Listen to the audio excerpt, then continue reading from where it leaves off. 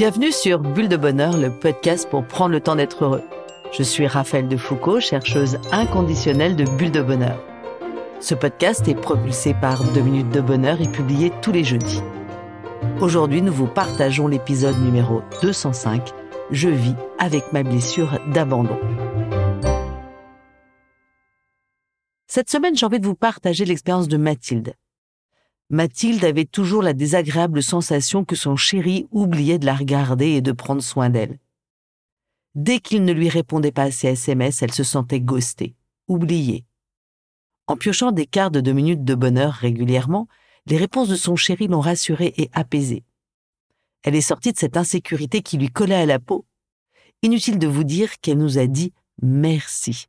Alors, vous qui êtes en couple, qu'attendez-vous pour piocher une carte de 2 minutes de bonheur en couple? Oh là là, mais qu'est-ce que ça me chicote! Ce lundi matin, tout le monde semble très complice à la machine à café. Je finis par comprendre qu'ils étaient tous à la même soirée organisée par mon collègue. Moi, je n'ai pas été invitée. J'en ressens une douleur sourde. Les larmes me montent aux yeux et je file rapidement me noyer dans le boulot. Je déjeunerai seule à mon bureau puisque visiblement je ne suis pas assez bien pour eux. Tout à l'heure, j'ai un point individuel avec un des comptables de la bande. Je vais lui demander comment s'est passé son week-end et puis essayer de copiner un peu. Je pourrais même lui demander de valider mon modèle Excel. Après tout, se donner des petits coups de pouce permet de développer des amitiés et ça nous offrira plus d'occasions de bosser ensemble. Et là, ça me chicote. Pourquoi est-ce que je m'empresse de rechercher des soutiens dans plein de situations? Est-ce que j'ai vraiment besoin des autres pour être bien dans ma peau? Qu'est-ce que c'est que la blessure d'abandon? Alors avant de démarrer, j'ai envie de vous rappeler que nous continuons la série d'épisodes sur les blessures de l'âme. Un petit rappel introductif. Le concept nous vient de Lise Bourbeau et est développé dans son essai « Les 5 blessures qui empêchent d'être soi-même ». Les blessures de l'âme sont des expériences douloureuses que nous aurions vécues pendant notre enfance et qui continuent d'influencer nos réactions et notre personnalité d'adulte. C'est ce que Lise Bourbeau appelle les masques. Nous avons déjà développé les blessures d'humiliation dans le numéro 196 et celles du rejet dans le 199. Aujourd'hui, nous allons donc parler de l'abandon. Commençons donc par le commencement. Qu'est-ce que l'abandon et en quoi est-ce différent du rejet? L'abandon est donc le fait de quitter quelqu'un ou quelque chose pour aller vers un autre but et de façon définitive. C'est un désengagement. Le Larousse le définit comme une renonciation. Alors que le rejet est le rejet de son objet. L'abandon est un départ pour autre chose, pour sa survie, et ce, pour toujours ou en tout cas pour une longue durée. Rappelez-vous, Lise Bourbeau fait cette distinction, celui qui rejette utilise l'expression « je ne veux pas », tandis que celui qui abandonne dit plutôt « je ne peux pas ». Cette blessure d'abandon est très aiguë, car bien qu'elle ne soit pas volontairement dirigée contre la personne, elle a une portée très lourde puisque la plupart du temps, elle est définitive. Rappelez-vous que la souffrance d'une blessure de l'âme et son intensité vient moins de la source de la douleur et de son auteur que de la manière dont est accueilli l'événement et le ressenti qui en découle. Alors regardons par un exemple. Un enfant peut se sentir abandonné lors de la naissance d'un petit frère ou d'une petite sœur sans que le parent l'ait abandonné dans les faits. Certains enfants peuvent s'être sentis abandonnés lorsque leurs parents passent de longues journées au travail et sont déposés chez leur nounou ou à la crèche, ou alors lorsqu'ils sont confiés à leurs grands-parents pendant les vacances. Vous le savez tous, dans ces cas-là, lorsqu'on confie ses enfants, on le fait par praticité ou par nécessité, mais on ne le fait pas en cherchant à abandonner son enfant. Vous vous rendez donc bien compte que c'est la manière dont sont vécues les expériences, plus que les expériences en elles-mêmes, qui provoquent cette blessure d'abandon. À noter que la blessure d'abandon est le plus souvent vécue avec le parent de sexe opposé. Mais ce qui est particulièrement compliqué avec cette blessure d'abandon, c'est que très souvent, elle s'accompagne d'un sentiment aussi d'être rejeté par le parent du même sexe. En gros, Mon parent qui est du même sexe peut temporairement prendre un peu de distance pour des raisons X ou Y, alors je me sens rejetée, tandis que mon autre parent, j'ai l'impression qu'il ne s'intéresse pas à moi, et paf, je me sens abandonnée. Ces deux blessures vont souvent de pair et s'accompagnent de grandes souffrances. Donc, les personnes qui souffrent de la blessure d'abandon sentent que leur réservoir affectif n'est pas assez rempli. Quel est le mécanisme d'autodéfense de celui qui a la blessure d'abandon? Selon Lise Bourbeau, le masque désigne l'ensemble des comportements et attitudes qu'un individu souffrant d'une blessure de l'âme déploie pour éviter de ressentir de la souffrance. C'est en quelque sorte sa protection. Le masque de la blessure de l'abandon est celui du dépendant. Une personne dépendante développe tous les moyens d'obtenir l'aide des autres car c'est pour lui la plus grande preuve d'amour dont il a trop manqué. C'est pourquoi il demande souvent leurs avis aux autres, qu'il ait ou non déjà pris sa propre décision. Il cherche l'approbation de son entourage, il demande aussi souvent des conseils qu'il ne suit pas nécessairement. Ce n'est pas vraiment le conseil qu'il cherche, mais c'est plutôt la démarche de l'autre qui se met à son écoute, qui le réconforte, qui l'assiste. La qualité de sa relation aux autres se mesure à leur capacité à l'aider. Parfois, il peut même rechigner à la tâche dans l'attente que quelqu'un acceptera de faire l'effort ou l'activité avec lui. Lorsque lui-même aide quelqu'un, il s'attendra à un renvoi d'ascenseur, car c'est ainsi qu'il sentira de l'affection.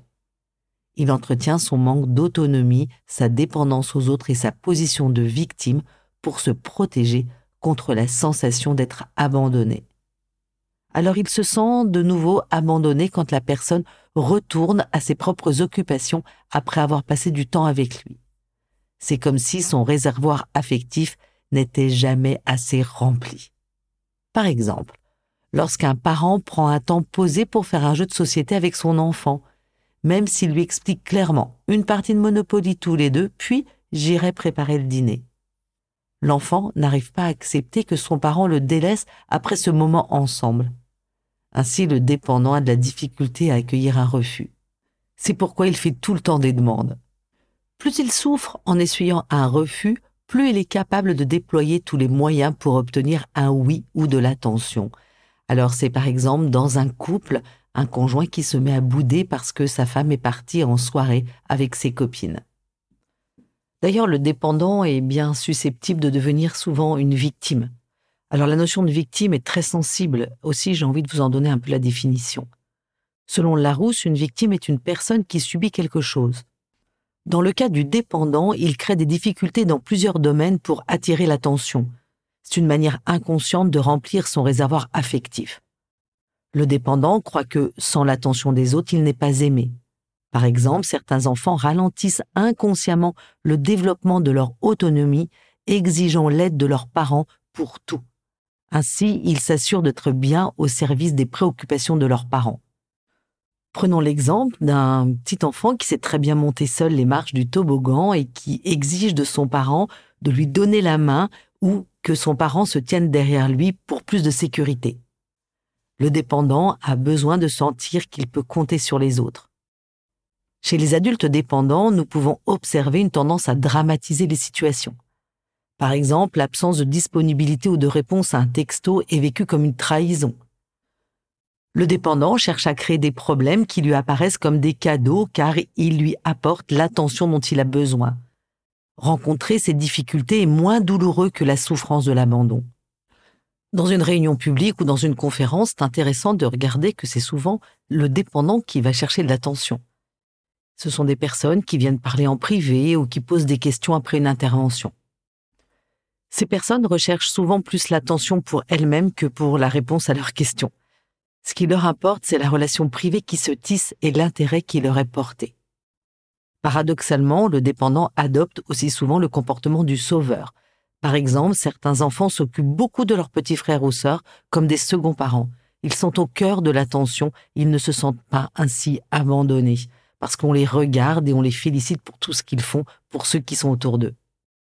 Nous pourrions aussi parler de certaines mères qui investissent exagérément dans la relation avec leurs enfants, Et si elles ont le masque de la dépendante, elles vont être touchées certainement de plein fouet plus tard, quand les enfants partiront et vivront extrêmement mal le syndrome du nid vide. Quelle est la plus grande peur du dépendant? Bon, vous l'imaginez, sa plus grande peur, c'est la solitude, car il est convaincu de ne pas pouvoir la gérer. Il vit mal l'ambivalence entre son attitude qui attire l'attention des autres et le risque que, à trop en demander, il finisse par lasser et être de nouveau abandonné. Et puis, s'il dérange trop les autres, ils vont aussi le délaisser. Par exemple, aussi, le dépendant vit très mal le fait de ne pas avoir été invité à une soirée ou simplement à une réunion. Il aura tendance à rejeter ceux qui ne l'ont pas convié de peur de ressentir une nouvelle fois cette déception. Il abandonne pour éviter qu'eux ne le fassent. En fait, il finit par se dire qu'il n'est pas assez bien pour mériter l'attention. C'est vraiment ce qu'il y a en toile de fond de la souffrance du dépendant.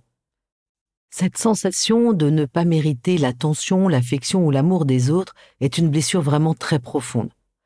Voilà un test intéressant que conseille Lise Bourbeau pour repérer les personnes dépendantes ou bien pour analyser votre propre blessure. Par exemple, vous prenez un café avec quelqu'un que vous aimez bien, vous passez un bon moment en tête-à-tête avec cette personne-là. Comment allez-vous vivre le geste que votre interlocuteur jette un coup d'œil à sa montre ou à son téléphone portable? En fait, je pense que personne n'apprécie fondamentalement ce geste. Cependant, Lise Bourbeau observe que les dépendants changent radicalement et brutalement d'attitude ou de regard quand elles sont face à cette situation. Comme vous le constatez, la blessure d'abandon dont souffre le dépendant affecte souvent son mode de communication avec les autres. Ces personnes-là ont toujours peur de perdre l'affection de l'autre. Aussi, ils ont beaucoup de mal à formuler des demandes ou à se confier. Ces personnes ont peur d'être quittées. Donc, elles ne vont pas au désaccord, parce qu'elles ne veulent pas se sentir désavouées. Ces personnes ont peur de ne pas être écoutées vraiment, peur de ne pas être soutenues. Allez, je change de regard. Mais alors, quel est le chemin de guérison de cette blessure d'abandon? La première chose, c'est d'en prendre conscience. Alors, c'est effectivement le pas le plus important et le premier, c'est repérer cette blessure et justement en prendre conscience. Ça peut vous sembler assez difficile car vous ne vous êtes pas senti abandonné par vos parents. Cependant, votre souffrance vient peut-être du fait que vous avez reçu ou vous n'avez pas reçu l'attention qui vous correspondait à ce moment-là. Observez aussi vos comportements en couple, avec vos meilleurs amis ou vos enfants. Vous retrouvez-vous dans ce que je viens d'exposer précédemment? Alors une chose importante, soyez bienveillant avec vous-même. Vous n'êtes pas plus nul qu'un autre. La seule chose, c'est que gardez bien en tête que nous vivons tous plus ou moins cette blessure d'abandon. Dans notre épisode 153, Je suis sécure affectivement, je vous invite à explorer la théorie de l'attachement de John Bowlby pour comprendre comment vous pouvez ressentir de la sécurité affective et vous mettre en action pour vous sentir plus sécure affectivement. Deuxième idée, nommez vos forces et vos qualités pour oser. Une de vos voies de sortie est de prendre conscience effectivement de votre capacité. Vous êtes comme tout le monde, vous avez des forces et des talents. Alors, trouvez-les et exploitez-les. Réécoutez notre épisode 24, Je reconnais mes talents si besoin. Dites-vous que vous n'avez pas toujours besoin des autres, même si parfois c'est effectivement rassurant. En vous reconnectant à vos capacités, vous allez faire des activités qui vont vous permettre d'explorer et d'exploiter tous vos talents. Alors, prenez quelques risques. Ça vous permettra d'ouvrir le champ des possibles et d'envisager de nouveaux défis. La prise de risque, mesurée bien sûr, est un outil formidable pour renforcer sa confiance en soi. On en parle bien dans notre épisode 87, J'ose oser. Troisième idée, et pas des moindres, c'est cultiver des relations saines. Cultiver des relations durables avec des gens qui vous aiment comme et pour ce que vous êtes. Restez vigilant à la place de vos demandes d'aide et de soutien. Se soutenir et s'entraider, bien sûr, c'est important. Cependant, ce ne doit pas être la seule motivation de vos rapports avec les autres. Observez les multiples façons dont s'exprime l'affection que votre entourage a pour vous et prenez aussi conscience de la façon dont vous aimez les autres. Je vous invite pour ça à réécouter l'épisode 14, Je sors de la dépendance affective, et le 79, Je crée du lien social. Apprenez aussi à dire non sans paniquer à l'idée que celui qui reçoit votre refus va vous délaisser. Vous pouvez faire un petit tour dans notre bulle de bonheur 38, j'apprends à dire non. Enfin, et vous le savez déjà, la philosophie globale de nos bulles de bonheur est de vous équiper pour vous permettre de mieux vous comprendre et de gagner en autonomie dans tous les domaines de votre vie. Alors, quel que soit l'épisode que vous réécoutez, vous gagnerez en indépendance affective et vous cultiverez votre force. Bonne écoute. Et hop, je me lance. En bref, si je résume, ceux qui souffrent de la blessure d'abandon, 1. ont peur de la solitude, 2. cherchent dans l'aide et le soutien des autres la preuve qu'ils sont aimés, et 3. se mettent inconsciemment dans des positions de victime ou en difficulté pour recevoir l'attention de leur entourage. À vous de jouer, chers auditeurs, la carte de 2 minutes de bonheur vous propose de vous booker un moment de solitude cette semaine pour lister au moins 5 forces et talents qui vous sont propres. Exemple à l'appui. La petite mousse de la semaine est une maxime du grand empereur romain Marc Aurèle. Développe en toi l'indépendance à tout moment, avec bienveillance, simplicité et modestie. Avec Bulle de Bonheur, prenez le temps d'être heureux. Merci pour votre écoute. Si vous avez aimé, dites-le nous avec 5 étoiles. Laissez vos commentaires et envoyez des bulles de bonheur à vos amis et partagez ce podcast. Inscrivez-vous à la newsletter en allant sur notre site 2 minutes de bonheur pour être notifié des prochains épisodes. C'est aussi très facile de nous trouver sur les réseaux sociaux, Facebook et Instagram. Il suffit de chercher 2 minutes de bonheur. Bulle de bonheur est propulsée par 2 minutes de bonheur, des outils pour créer du lien et prendre le temps d'être heureux.